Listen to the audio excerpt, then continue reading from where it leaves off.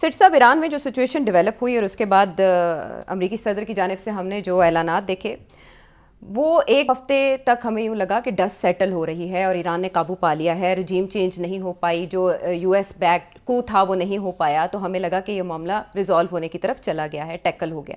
لیکن ایک بار پھر سے طبل جنگ بجنا شروع ہو گیا ہے. کچھ ایسے پلیٹ فارمز ہیں ایکس کے اوپر جو یہ بتا رہے ہیں کہ جوائنٹ اٹیک ہو سکتا ہے، اسٹرائکس ہو سکتی ہیں ایران کے اوپر ود ان 36 آورس. اور دوسری طرف ہم دیکھ رہے ہیں کہ U S military build up Middle East میں ایران کی طرف سے یہ کہا گیا ہے کہ آل آؤٹ وار ہوگی اگر امریکہ کی جانب سے اٹیک کیا گیا. پاسبلٹیز کیا ہیں؟ ابھی بھی ہم جنگ کے دہانے پر ہیں، سچویشن کیوں کنٹرول نہیں ہوئی؟ دیکھیے، ڈونلڈ ٹرمپ نے پہلے یہ دھمکی دی تھی کہ اگر ایران گورنمنٹ نے وہ جو لوگ گرفتار کیے ہوئے ہیں جن کو ان کے اوپر الزام یہ ہے کہ انہوں نے پروٹیسٹ کیے ہیں اور امریکن ایجنٹ ہیں، امریکہ کے کہنے کے اوپر کیا ہے اور تشدد کیا ہے، فائرنگ کی ہے، لوگ مارے ہیں، پولیس والے مارے ہیں، ان کے اوپر جو الزام ہے اگر ان کو ایکسیکیوٹ کیا گیا، پھانسیاں دی گئی، تو پھر امریکہ چپ کر کے نہیں بیٹھے گا اور امریکہ اٹیک کرے گا. یہ دھمکی تھی امریکہ کی. اس کے بعد امریکہ کا یہ کہنا ہے کہ ڈونلڈ ٹرمپ کا کہ ہمیں آگاہ کیا گیا ہے، اطلاع دی گئی ہے انڈائریکٹلی وایا سم تھرڈ سورس کہ ہم یہ نہیں کریں گے. اس لیے امریکہ نے ڈونلڈ ٹرمپ نے یہ اعلان کیا کہ کیونکہ اب انہوں نے ہمیں یہ کہا ہے، ایشورنس دلوایا کہ ہم کسی کو ایکسیکیوٹ نہیں کریں گے، تو اب ہم وی ول ناٹ اٹیک ایران. یہاں تک تو بات تھی. اس کے بعد ایران کی طرف سے یہ بیان آیا کہ اگر اس کے باوجود آپ کچھ ہمیں کرتے ہیں تو ہم پوری تیاری ہماری بارش میسائلز کے لیے کر دیں گے، اور یہاں تک کہ جہاں ہم نے صرف اسرائیل کے اوپر نہیں، ہم امریکن بیسز کے اوپر کریں گے جو اس علاقے میں ہیں. مطلب ہے کہ اگر یو اے ای میں ہے، اگر قطر میں ہے، اگر بحرین میں ہے، جہاں جہاں ان کے بیسز ہیں، وہ کہتے ہیں وہاں سے فائرنگ ہو یا نہ ہو، وہاں سے اڑان ہو یا نہ ہو، ہم وہاں ان کو بھی اٹیک کریں گے، اور اسرائیل کو تو خیر ہم کریں گے. So it will be an all out war, not just صرف اسرائیل کے خلاف نہیں، امریکہ کے خلاف بھی، اور جہاں جہاں ہمیں ٹارگٹ ملے گا امریکن، ہم وہ اس کو اٹیک کریں گے. یہ ایران کی طرف سے یہ بیان آیا تھا. اچھا، اس کے بعد کچھ لوگوں نے یہ تبصرے کرنے شروع کر دیے، اور ذمہ دار لوگ جس میں جان مرشائمر بھی ایک ریئلسٹ پولیٹیکل اینالسٹ ہیں، بڑی حیثیت ہے ان کی. انہوں نے یہ کہا کہ پچھلا جنگ جو 12 دن کی جنگ تھی، وہ ایکچولی اسرائیل نے اپنے 90% مقاصد تو پورے کر لیے تھے، کہ حماس کو بہت بڑی شکست دی، ایران کی باقی پراکسیز کو شکست دی، ایٹسیٹرا ایٹسیٹرا، اس قسم کی بات انہوں نے کی. اور مگر جو ان کا یہ اگر مقصد تھا کہ کوئی گورنمنٹ چینج کر دیں گے یا رجیم چینج کر دیں گے، وہ نہیں ہو پائی. یہاں تک وہ کہتے ہیں کہ اگر ان کا یہ مقصد تھا ان اٹیکس کا کہ ایران کے نیوکلیر پروگرام کو ڈسٹروائے کیا جائے، ڈیگریڈ کیا جائے، تو وہ بھی اسرائیل کامیاب ہو گیا تھا، امریکہ کامیاب ہو گیا تھا، کہ وہ بنکر بسٹنگ بامز امریکہ کے بڑے جہازوں نے مارے تھے. تو وہاں تک تو اسرائیل کی کامیابی تھی. مگر وہ 12 دن جنگ جو تھی، اس میں ایک مسئلہ رہ گیا تھا. وہ یہ تھا کہ جب ایران نے اپنی میسائلز مارنی شروع کی اسرائیل کے اوپر، تو اسرائیل نے ساری میسائل روک نہیں سکے.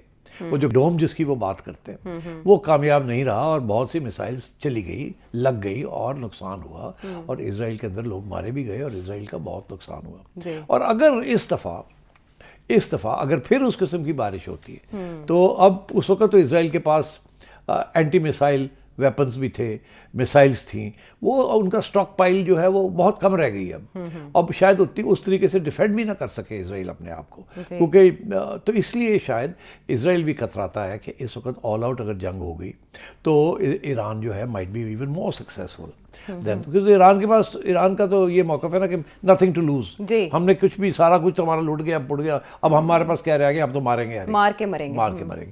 تو میرا خیال ہے یہ بھی ایک کنسیڈریشن تھی اور ہے ابھی بھی، کہ اس وقت تک جنگ نہ کی جائے، یہ ایران کو اٹیک نہ کیا جائے جب تک یہ ایشورنس نہ ہو جائے کہ اگر وہ اٹیک کاؤنٹر اٹیک کرتے ہیں تو اس کو روک سکیں گے ہم کہ نہیں روک سکیں گے. کیونکہ ایران کی 90% تو آپ نے کیپیسٹی ڈسٹروائے کر دی.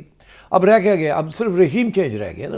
تو اگر رجیم چینج ابھی بھی نہیں ہوتی تو مگر اس کے برعکس جو ہے وہ ہمارا بہت نقصان ہو جاتا ہے، امریکہ کا، اسرائیل کا، یہ بیسس کا.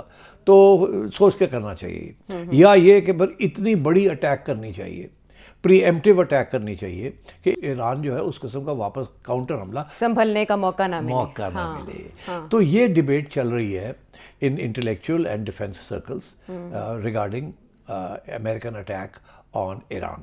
اچھا اس سلسلے میں ابھی ایک بہت اہم میں نے وی لاگ سنا ہے. جی جیفری سیکس ہیں پروفیسر صاحب, بہت زبردست وی لاگ کرتے ہیں, بہت انہیں بہت چیزوں کا پتہ ہے, انسائڈ سٹوری بھی ہے ان کے پاس, انسائڈ ٹریک بھی ہے, اور بہت بڑے انالسٹ ہیں. انہوں نے یہ کہا ہے کہ یہ اتنی بڑی ویپنز کی ڈسپلے جو ہے امریکہ نے جو کی ہے, F-35 جہاز آ گئے ہیں, آرماڈا پورا کا پورا آ گیا. وہ کہہ رہا ہے کہ اتنا بڑا آرماڈا سے مراد یہ ہے کہ بیڑا, یہ اتنا بڑا آج تک تاریخ میں کبھی نہیں ہوا, اور اس میں ریفیولنگ جہاز بھی ہیں, اس میں یہ بھی ہے, اس میں وہ بھی ہے, ہر قسم کے جہاز ہیں جو اٹیک بھی کر سکتے ہیں.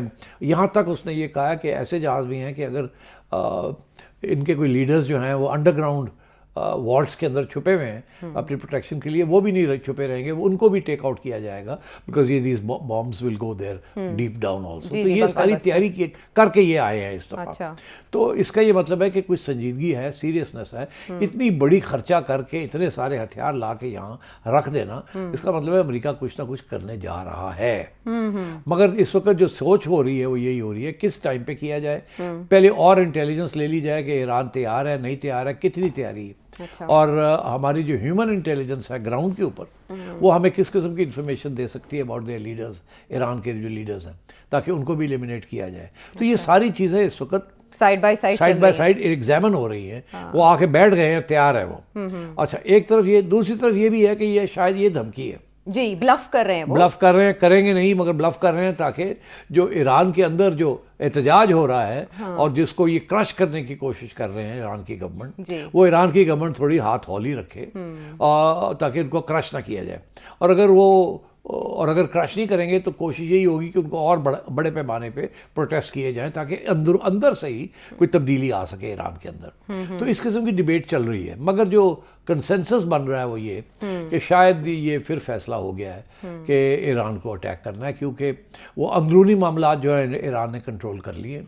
اب وہ توقع کرنا کہ وہاں کچھ ڈیولپمنٹ ہوگی وہ شاید نہ ہو پائے, اس لیے اب پھر بمباری کرنے کا وقت آ گیا ہے اور ایران کو اور بھی پنش کرنا ہے, سزا دینی ہے. تو میرا خیال ہے کہ یہ جو بات ہو رہی ہے کہ اگلے 36 گھنٹے, آئی تھنک اس کے اندر عائشہ کافی وزن ہے.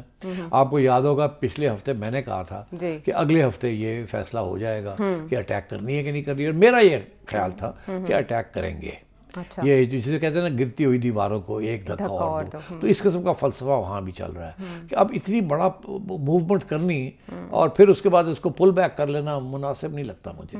اس کا یہ مطلب ہے کہ وہ کوئی نہ کوئی پریٹیکسٹ یا ایکسکیوز ڈھونڈ رہے ہیں کہ جی آپ کر دیں, کچھ بہانا چاہیے.